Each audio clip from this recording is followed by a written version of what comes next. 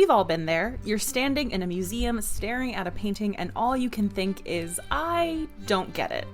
To me, knowing the story behind an artwork is a huge part of knowing how to look at it. I'm Amanda, the host of the Art of History podcast, where we view history through the lens of some really great works of art. Each episode, we dive deep into the bigger picture behind some familiar and maybe not so familiar pieces. Check out Art of History now wherever you get your podcasts.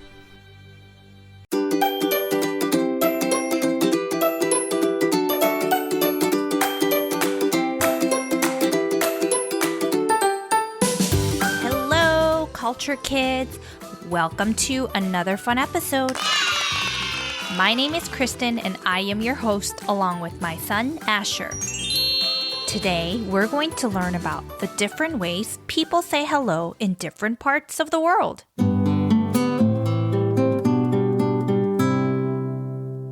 Asher's daddy and I have traveled to several different countries around the world, and oftentimes I find myself awkwardly not knowing what to do because I wasn't quite sure how to properly greet the locals. Bye.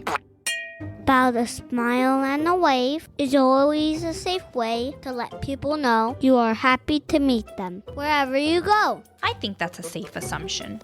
But I learned over the years that in some cultures, what we think might be an appropriate way to greet someone in the United States might not always be okay in other cultures. But as we always say, everybody is different. Every family is different. And that's okay. So, Asher, how do we greet people here in the United States? I say hello and then I run away. Everybody really does have their own way.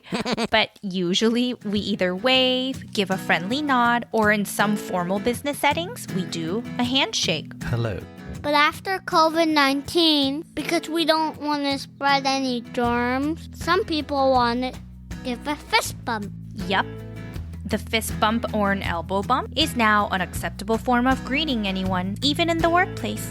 But a handshake is still appreciated too.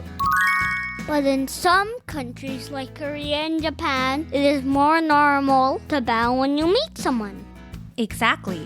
In Korea, we call it insa. Wow. And every person you meet, especially if they are a grown-up or someone older than you, you bow. The lower the bow, the greater the respect you're trying to show. I saw people bow and do a handshake in Korea. Yup, in business settings, it is more common to bow and greet with the handshake at the same time. So, do really old people never bow to anyone because there's not many older people than them? That's a really great question. But our grandparents and elders also bow to people that might be younger than them. But it depends on the situation. If the person they are meeting is in a formal setting, no matter what the age is, they would bow.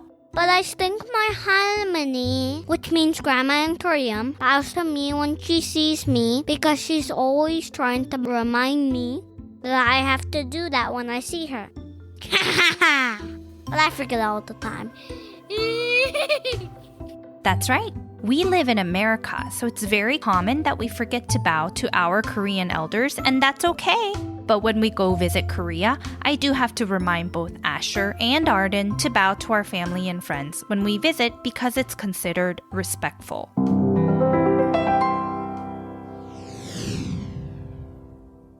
In France, they kiss. Well, to clarify, it's not kissing on the lips. But it's customary, meaning it's a common practice, to kiss on the cheek 3 or 4 times. This is a common greeting for family, friends, and close acquaintances. Are you really kissing them on the cheek? Well, no. It's more like leaning forward, touching cheek to cheek, and kissing the air while you make a little light kissing sound with your lips. But not too loudly. Like this? Mwah. Quieter than that. Oh. But you don't do this with everyone in France, right? Oh, absolutely not. According to our native French friends, you only greet someone this way in France when you know them well. But there are exceptions where it's considered polite to greet someone this way, even if you meet them for the first time. Like friends of friends. Or if you're visiting their house. Yeah, kind of like how sometimes in America, we choose to hug someone when we meet them for the first time if we have a connection with them through family or friends. I don't like hugging people I meet for the first time. No. Just a hi. Daddy prefers to just give a friendly wave or a handshake too. But I love hugging people. So if the situation is okay to do so, Mommy always prefers a big hug. Group hug.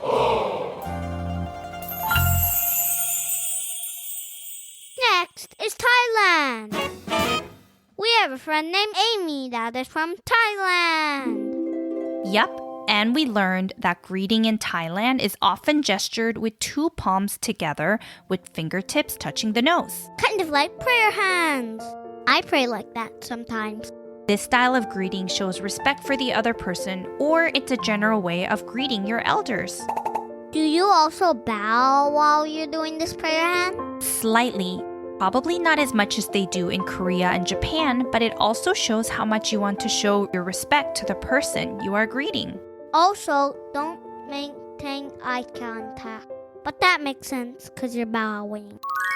Yes, while these are little guidelines that follow this style of greeting, sometimes it might not be possible to greet someone with prayer hands because you're holding things or you're in a rush. In that case, it's okay to just give a slight bow to honor the person. That makes sense.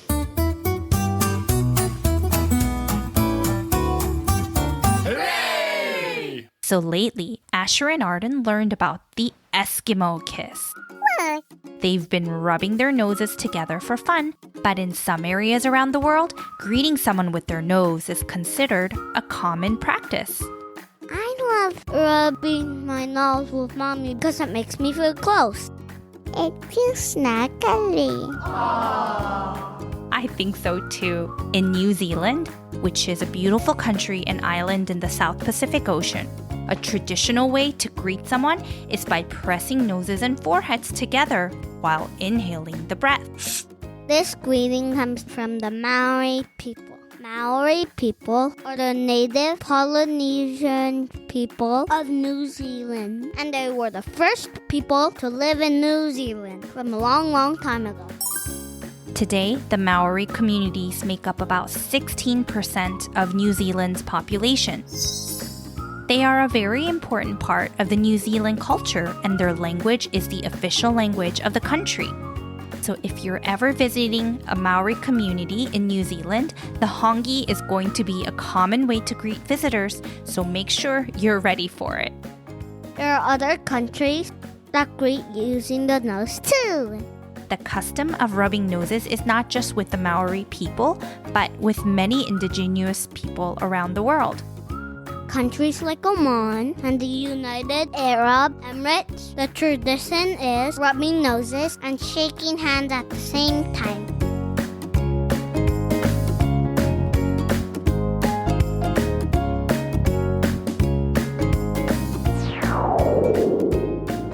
Next, in some parts of Philippines, Indonesia, and Malaysia, elders, Like grandmas and grandpas? Yep, the elders are greeted by the younger people by taking one of the elders' hand gently and pressing it on your forehead. This gesture is called mano, and it is used to show respect. I like that because it's kind of like how I take Mommy's hand, put it to my face. In Tibet, though this isn't always commonly practiced nowadays, don't be surprised if a local sticks their tongue out when they meet you for the first time. Sticking the tongue out like they're teasing?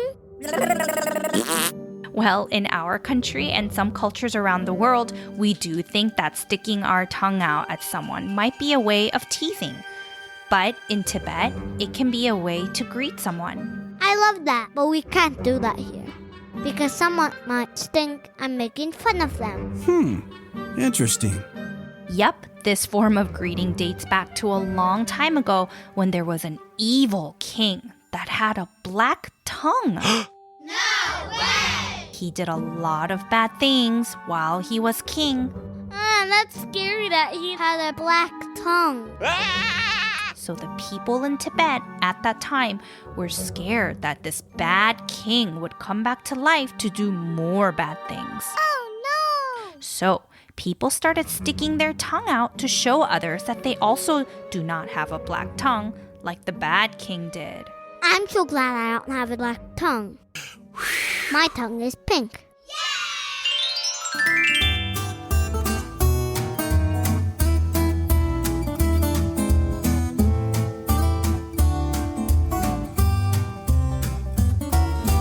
The world is so big and full of so many cultures. We could learn about this forever. Before traveling to a new country, even if you are visiting as a tourist, it's kind to learn about how the locals like to say hello and greet strangers. And our family loves traveling to new places, so this was a very fun topic to learn about.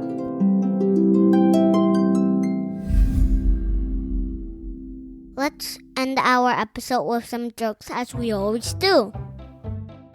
I'll go first. Go. How did the kitchen say hello? How? He gave a microwave. I get it. Yup, your turn. Go, go, go. Why did the banana go to the doctor?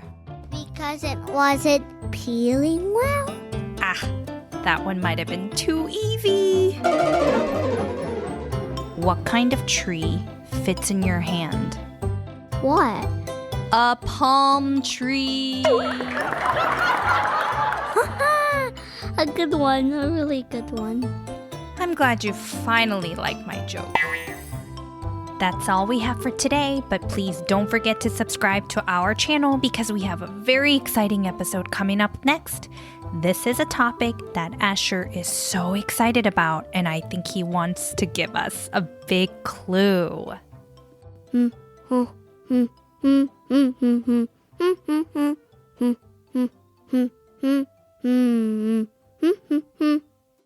I'm spelling something, but I'm not saying the word. Do you know? Well, I think you may or may not have given a big clue, so our listeners will have to tune in next week to find out. And grown-ups, don't forget to check out our Instagram page and leave us a review to let us know what you want to learn about next. Until next time, see you later, alligator. In a wild crocodile.